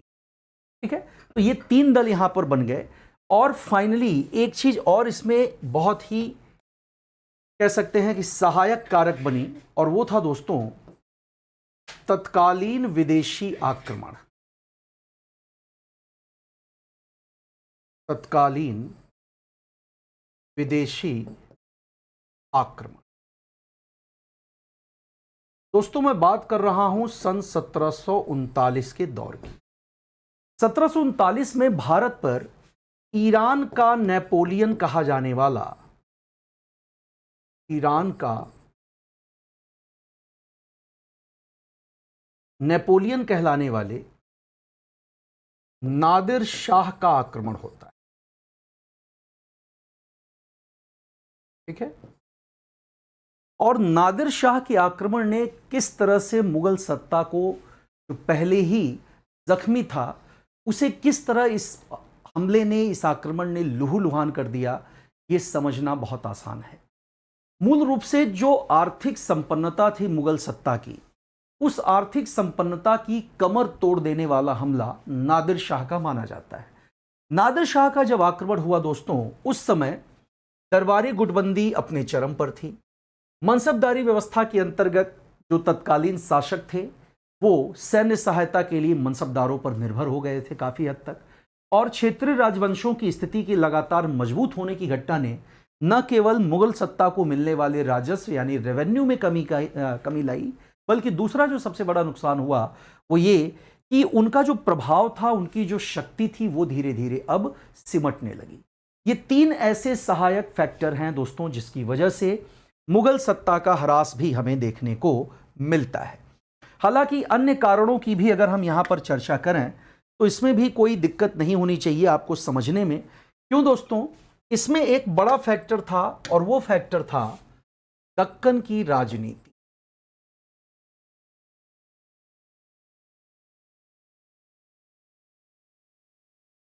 क्षेत्रीय राजवंशों के उदय में दोस्तों दक्कन की राजनीति का योगदान या इसका जो अध्याय है वो बहुत महत्वपूर्ण हो जाता है, क्योंकि दक्कन की राजनीति में दोस्तों जो सरदारों का उदय हुआ वो बहुत घातक साबित हुआ मुगलों के लिए, यानी कि सरदारों का उदय।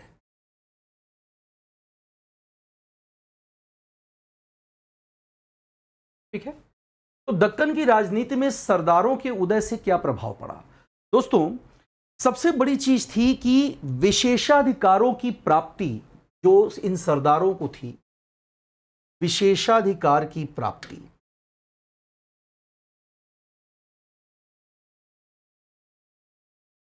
विशेषाधिकार की प्राप्ति। देखिए, इस घटना के पीछे जो समझने वाली बात है वो ये है बच्चों कि दक्कन की राजनीति में जब क्षेत्रीय राजवंश उदित हुए तो ऐसे में उन पर लगाम लगाने के लिए सरदारों का एक नया वर्ग बना, जो कि मुगल सत्ता के द्वारा उन क्षेत्रों में होने वाले विद्रोहों को दबाने के लिए नियुक्त किए जाते थे, और उन विद्रोहों को दबाने के क्रम में उन्हें असीमित अधिकार दिए जाते थे। इन अधिकारों ने मुगल सत्ता के खिलाफ ही उनका इस्तेमाल किया, और उन लोगों ने इस ताकत का इस्तेमाल केवल मुगल सत्ता के हितों को सुरक्षित रखने के बजाय अपने हितों को प्राथमिकता देने के लिए भी किया। और ऐसे में दोस्तों सरदारों को प्राप्त विशेषाधिकारों ने विद्रोह की प्रवृत्ति को जन्म दिया। इसको बच्चों विद्रोह की प्रवृत्ति को जन्म दिया। फाइनली इसे हम दक्कन में निजामों के उदय के रूप में देख सकते हैं। दक्कन में निजाम शाही की स्थापना, निजाम शाही की स्थापना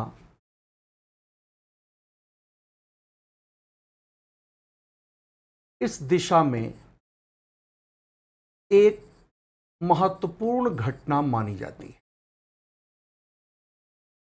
एक महत्वपूर्ण घटना मानी जाती है। ठीक है, निजामशाही की स्थापना और बंगाल में नवाबशाही। बंगाल में और अवध में भी हम कहेंगे बच्चों, बंगाल और अवध में नवाबशाही। ठीक है, तो ये सब जो है उन्हीं सरदारों के उदय का नतीजा था जो उस समय सामने आते हैं दोस्तों। हैदराबाद की अगर बात करें तो चिनखिलिच खां और मुबारिज खां, दो नाम है बच्चों। पहला नाम चिनखिलिच खां, एक नाम आपको ये दिखता है दोस्तों, और उसके अलावा दूसरा नाम दिखता है, एक नाम निजामुल मुल्क का, जिसने मुबारिज खां को पराजित किया था। निजाम उल मुल्क। इन दोनों का जो संबंध है वो जिस रियासत से है बच्चों, उस रियासत को हम हैदराबाद रियासत का नाम देंगे। हैदराबाद में निजाम शाही की स्थापना का श्रेय जो है वो चिनखिलिच खां और निजामुल मुल्क को दिया जाता है, जिन्होंने उस समय दक्कन के वायसरॉय हुआ करते थे। दक्कन के वायसरॉय मुबारिज खां, दक्कन के वायसरॉय मुबारिज खां को पराजित किया।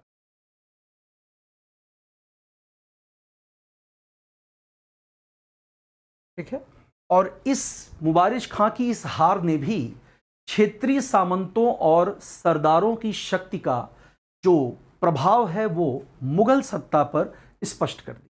यानी ये सारे कारण मैं इसीलिए आपको अलग अलग बता रहा हूं ताकि आप ये समझ पाएं कि मुगलों का पतन किसी एक घटना का नतीजा नहीं था, बल्कि समकालीन परिस्थितियां ही कुल मिलाकर के मुगलों के खिलाफ थी, और उन परिस्थितियों की प्रतिकूलता ये ज़्यादा बड़ा कारण बन जाती है उत्तरवर्ती मुगल शासकों की कमजोरी में और चार चांद लगाने के लिए। ठीक है, अब दूसरी ओर दोस्तों अवध की भी बात यहां कर लेते हैं। 1722 में हमें सादत खां का नाम देखने को मिलता है। 1722 में सादत खां द्वारा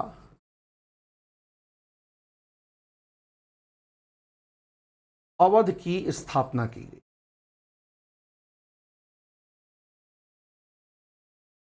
अवध की स्थापना एक स्वायत्त क्षेत्रीय शक्ति के रूप में की गई। क्षेत्रीय शक्ति के रूप में की गई। ठीक है, तो ये पॉइंट भी हमारा यहां पर क्लियर हो जाता है। अब ये जो वर्ष है 1722, ध्यान से देखें तो 1707 में औरंगजेब की मृत्यु के कुछ ही समय यानी सिर्फ 15 वर्षों बाद की स्थिति, और ये वही समय है जब उत्तरवर्ती मुगल शासकों में फर्रुख सियर जैसे लोगों का अवसान हो चुका था और अब दूसरा कोई व्यक्ति मुगल सत्ता संभाल रहा था। ठीक है, और सादत खां की अगर बात करें बच्चों तो ये वही व्यक्ति है जिसने षड्यंत्रों में सैयद बंधुओं की सहायता की थी, यानी कि इन्हीं के द्वारा मुगलों के विरुद्ध षड्यंत्र में, मुगलों के विरुद्ध षड्यंत्र में सैयद बंधुओं की सहायता की गई।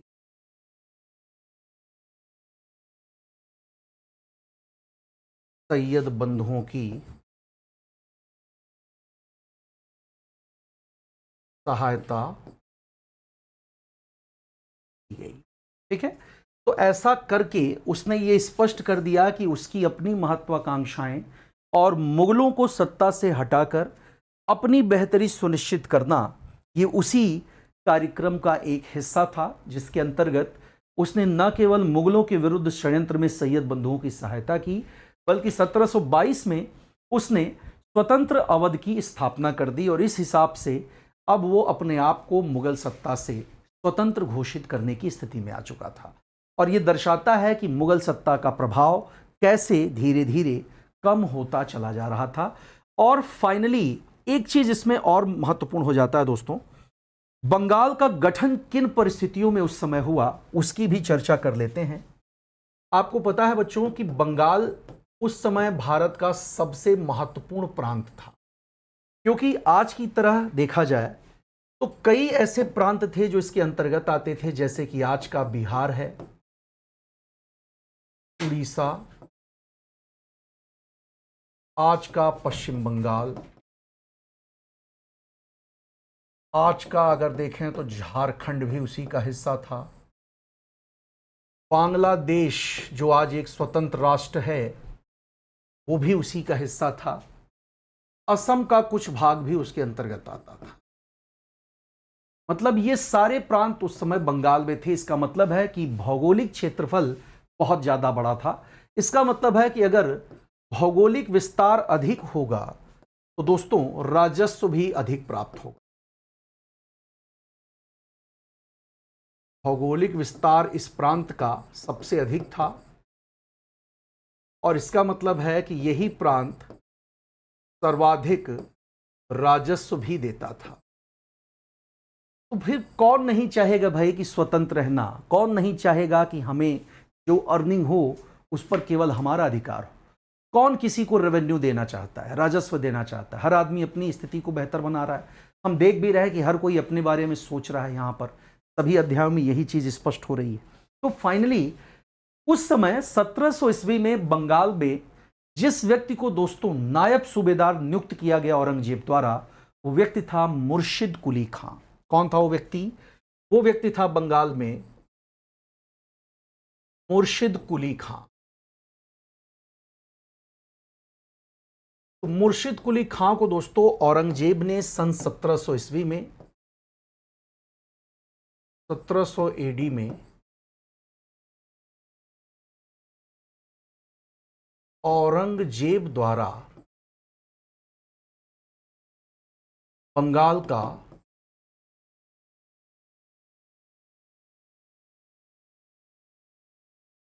नायब सूबेदार या एक तरह से आप गवर्नर बोल सकते हो, नियुक्त की।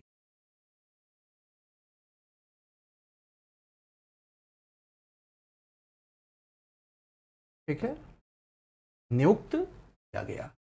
अब कुछ ही समय बाद जब औरंगजेब की डेथ हुई बच्चों, तो उसी के बाद क्या किया इसने, मुर्शिद कुली खां ने अपने आप को इंडिपेंडेंट घोषित कर दिया, स्वतंत्र घोषित कर दिया।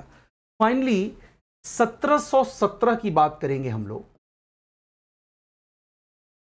1717 ईस्वी मुर्शिद कुली खां के बाद दोस्तों जो एक नया नाम आपको यहां पर देखने को मिलता है सन 1717 में, 1717 की बात करें और 1719, 2 वर्षों की हम बात करेंगे। 1717 और 1719 ये 2 ऐसे वर्ष थे जब मुर्शिद कुली खां ने अपने प्रभाव में वृद्धि की। मुर्शिद कुली खां ने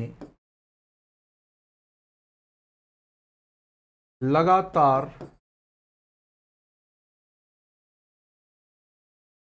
अपने प्रभाव को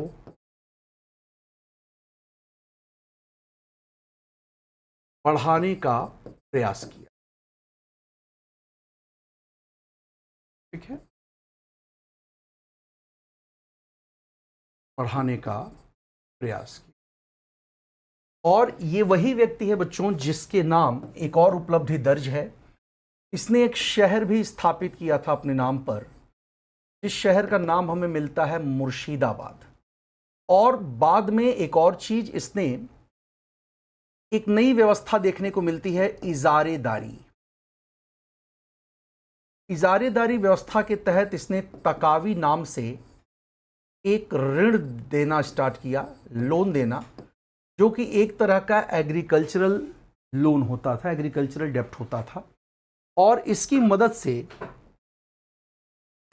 बंगाल में जो उपज थी वो लगातार बढ़ती गई, यानी बंगाल में खाद्यान्न उत्पादन या बंगाल में अनाज उत्पादन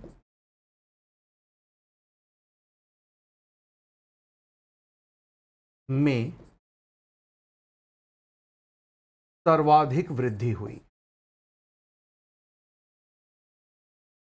और परिणाम इसका स्पष्ट था कि बंगाल में अनाज उत्पादन में होने वाली सर्वाधिक वृद्धि से बंगाल की संपन्नता लगातार बढ़ती चली गई और इसी संपन्नता की बदौलत मुर्शीद कुली खान ने अपने आप को भी मुगल सत्ता से स्वतंत्र घोषित कर दिया। सारी बातें क्लियर हैं, सारी चीजें स्पष्ट हैं, तो ये पॉइंट भी आपको ध्यान रखना है। इतनी जो बातें हमने आपसे कही हैं दोस्तों, ये सारे वो कारण हैं, ये सारे वो पॉइंट्स हैं जिनके बेसिस पर हम ये समझ सकते हैं कि आखिरकार कैसे मुगल सत्ता कमजोर हो गई और कैसे एक समय इतने बड़े भूभाग पर अधिकार रखने वाली ये सत्ता सिर्फ दिल्ली की चार दीवारी तक सिमट गई। कुछ शासक और हैं बच्चों, उनकी बात चलिए कर लेते हैं। जो शासक और हमारे बचते हैं उनमें अगर देखा जाए तो नादिर शाह का जो आक्रमण हमें देखने को मिलता है, नादिर शाह का आक्रमण,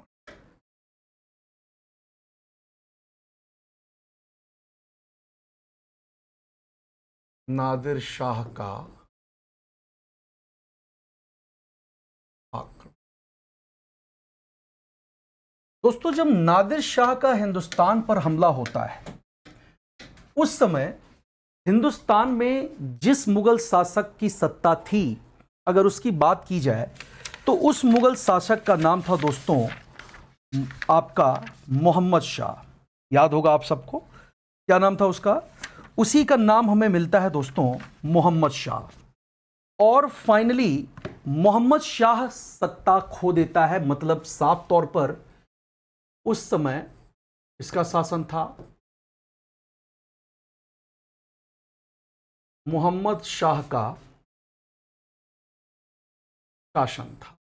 इसका शासन था बच्चों उस समय भारत पर मोहम्मद शाह का शासन था। और नादिर शाह का जो हमला उस समय हुआ वो सीधे तौर पर मुगल सत्ता की या मुगल साम्राज्य की संपन्नता का दोहन करने के उद्देश्य से। इसका आक्रमण का मकसद क्या था? मुगलों की आर्थिक संपन्नता का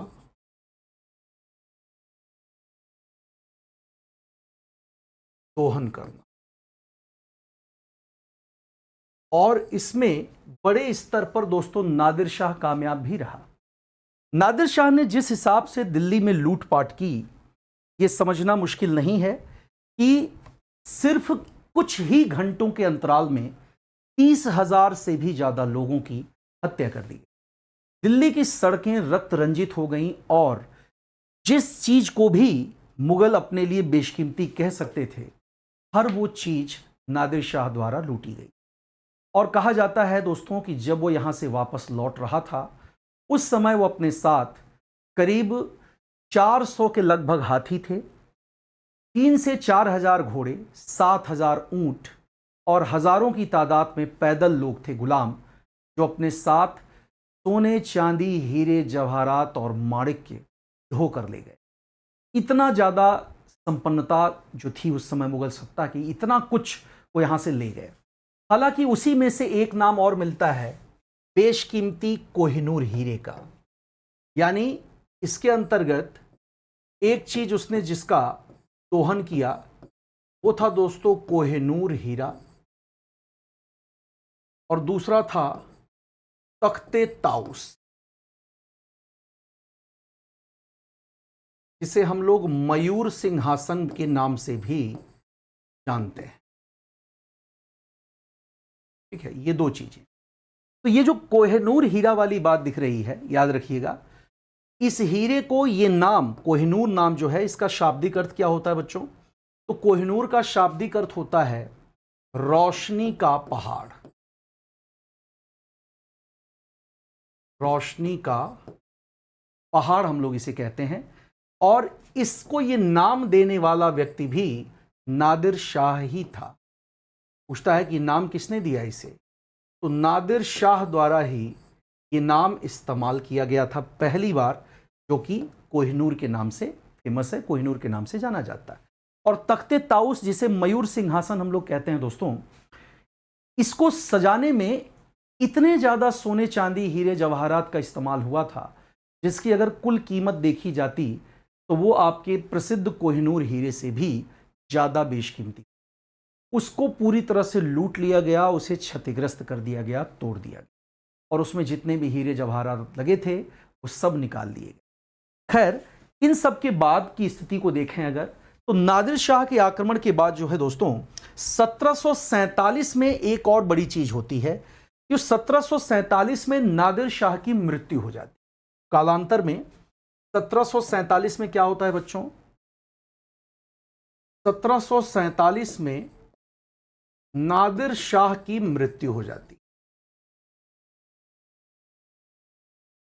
और नादिर शाह की मृत्यु होने के बाद उसके अगर उत्तराधिकारियों की बात की जाए, इसका उत्तराधिकारी कौन था, तो पंजाब के सूबेदार थे उस समय दोस्तों शाह नवाज खां।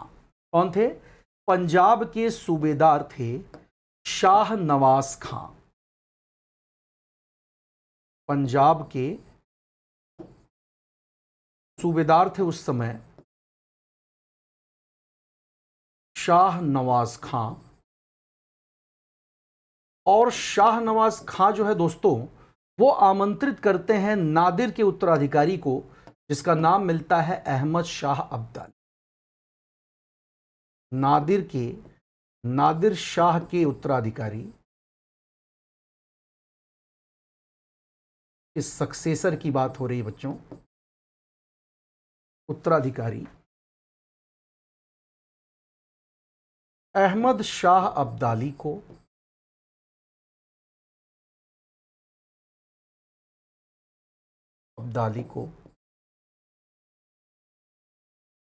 भारत पर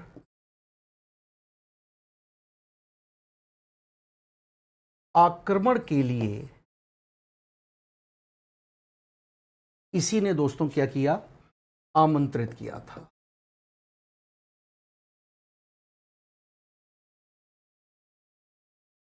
ठीक है, ये ध्यान रखिएगा। तो किसने आमंत्रित किया था दोस्तों? नाम था उसका शाह नवाज खां। ठीक है, शाह नवाज खां ने, ध्यान रखिएगा, इसी ने आमंत्रित किया था। इसे इसी ने आमंत्रित किया था दोस्तों, क्या नाम है उसका, अहमद शाह अब्दाली को। ठीक है, ये मैं ऐसे बॉक्स में कर दे रहा हूं ताकि समझने में दिक्कत ना हो। नादिर शाह की मृत्यु 1747 में है, ये चीज स्पष्ट है, इसमें आपको कुछ बताने की जरूरत नहीं होगी। ठीक है, ये चीज एकदम क्लियर है। दूसरी चीज, इसे नाम क्या दिया गया, तो रोशनी का पहाड़ कहा गया। और नादिर शाह का जब आक्रमण हुआ उस समय मुगल सत्ता किसके अधीन थी, तो मोहम्मद शाह के अधीन थी।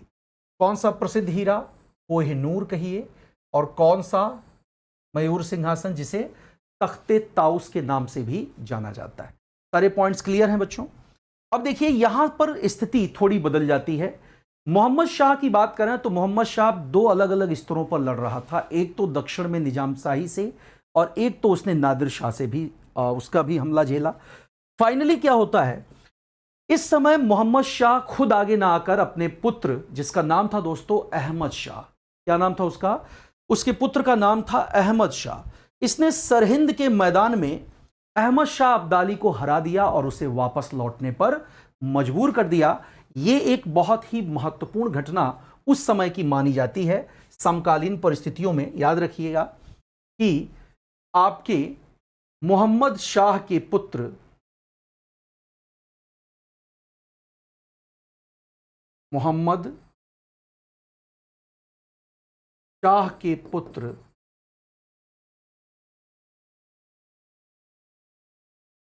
अहमद शाह ने सरहिंद के लड़ाई में, सरहिंद की लड़ाई में अब्दाली को हरा दिया अब्दाली को हराकर वापस लौटने को मजबूर कर दिया, वापस लौटने को मजबूर कर दिया। ठीक है, इतनी बातें हमारी आपकी क्लियर हो जाती हैं।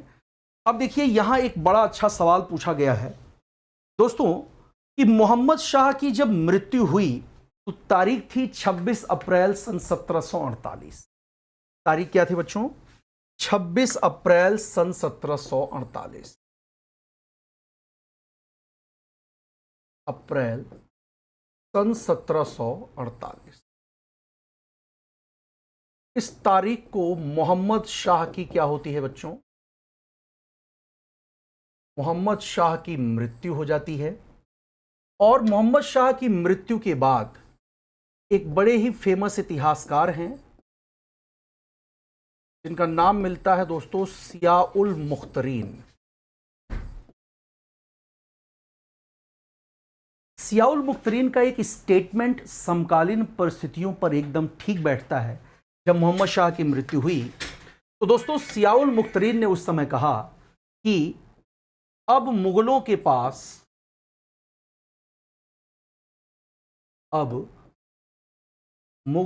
पास उनके नाम के अतिरिक्त या उनके नाम के अलावा और कुछ नहीं बचा, और कुछ नहीं बचा। ठीक है, याद रखिएगा जैसा मैंने आपको ये स्टेटमेंट बताया, इस स्टेटमेंट की जो सबसे बड़ी वजह है दोस्तों वो यही है क्योंकि लेन पूल एक इतिहासकार साबित होते हैं उस समय के। लेन पूल जिन्होंने कई अलग अलग शासकों के बारे में, चाहे वो मध्यकालीन की बात हो, खासकर सल्तनत काल की भी बात कर सकते हैं, और जो मुअज्जम जैसे लोग हैं उनके खिलाफ भी लेन पूल ने अच्छी बातें कही हैं। तो लेन पूल के शब्दों में अगर मोहम्मद शाह की बात की जाए तो उसने कहा था कि अंतिम शासक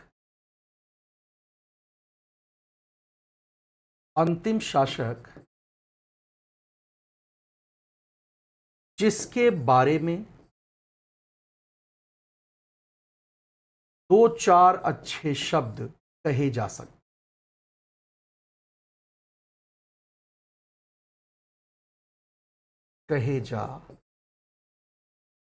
सकते हैं। हालांकि मोहम्मद शाह का भी व्यक्तित्व दोस्तों बहुत विरोधाभासी है और मोहम्मद शाह इतिहास के पन्नों में अपने नाम से ज़्यादा अपने तखल्लुस या अपने उपनाम के लिए फेमस है, और वो था दोस्तों शाह रंगीला। तो शाह रंगीला ये उपनाम जो उसका मिलता है ये उसके ऐशो आराम और सत्ता के प्रति उसकी जो लालसा थी, इसकी वजह से उसे ये नाम दिया जाता है।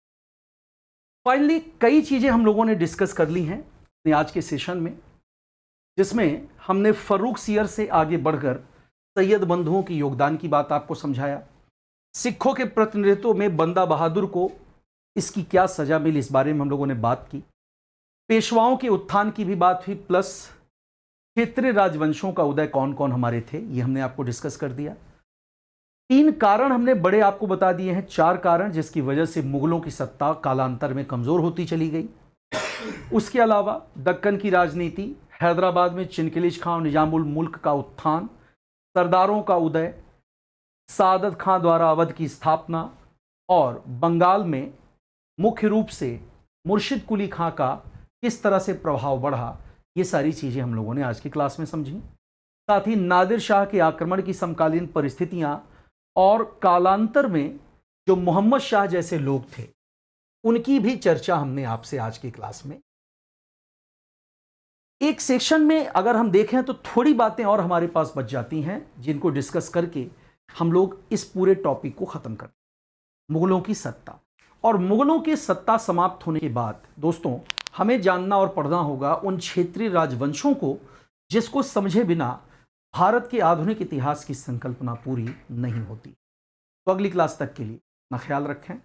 जियोपॉल के इस मंच पर मैं अभिनव श्रीवास्तव आप सभी से अनुमति लेता हूं।